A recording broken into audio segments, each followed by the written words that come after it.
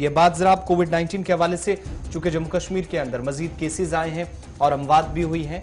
5 महीनों का रिकॉर्ड टूटा है और 5 महीनों में पहली बार ऐसा हुआ कि एक दिन में 5 अमवात हुई हों। कोविड-19 ने जब इतने बड़े पैमाने पर जानें ली हों मरीजों की। जम्मू कश्मीर में नए कोविड के केसेस 123 रिपोर्ट हुए हैं।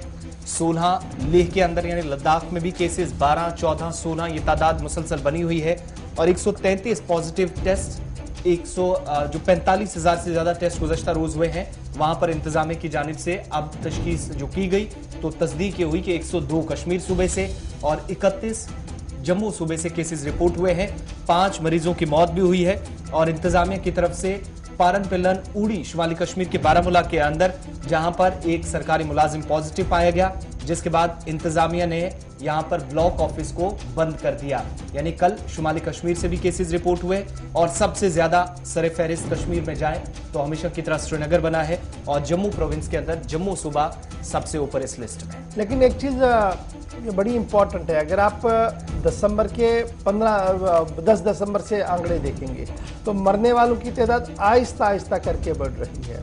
पहले 1, फिर 2, फिर 1 और आज 5 तक ये तादाद आ गई है। यानी जुमेरात को 5 लोग कोविड की वजह से लुकमे अजल हुए हैं। 133 पॉजिटिव पाए गए हैं। अगर कि 140 के करीब शिफायाब भी हुए हैं। तहाँ वादी में 102, जम्मू में 31 अफराद दोबारा से कोरोना पॉजिटिव हुए हैं और इससे एहतियात बरतने की बहुत ज़्यादा ज़रूरत है। और लद्दाख भी इससे अछूता नहीं है। जहां हम आपको ये कोविड की खबर बता रहे हैं ना, वहीं पर ज़रा अमेरिका के सदर का भी बयान चला ही दीजिए, क्योंकि अमेरिका के सदर का बयान बड़ा इंपॉर्टेंट है, इसके साथ कोरिलेटेड है वो।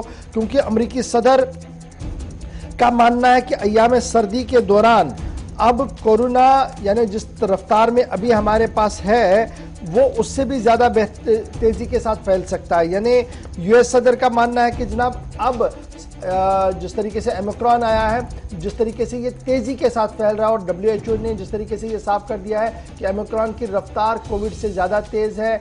और अब इसमें जो बात सामने आई है, उनका मानना है कि अय्याम सर्दी के दौरान बीमारी की शिद्दत भी बढ़ेगी, कई लोगों के मारे जाने की भी इतलात और खबरें जो हैं वो मौसूल होंगी, अमेरिकी सदर की तरफ से कहा गया है। और दूसरी तरफ से G7 मुल्कों ने ओमिक्रॉन को एक बहुत बड़ा थ्रेट इस वक्त माना है पब्लिक हेल्थ के लिए।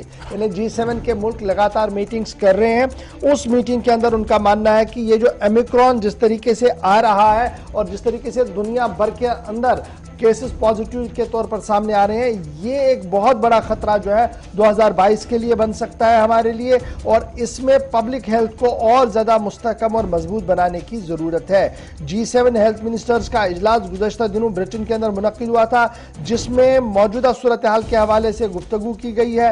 वैक्सीनेशन जिस तरीके से चल रही है इस पर गुफ्तगू की गई है।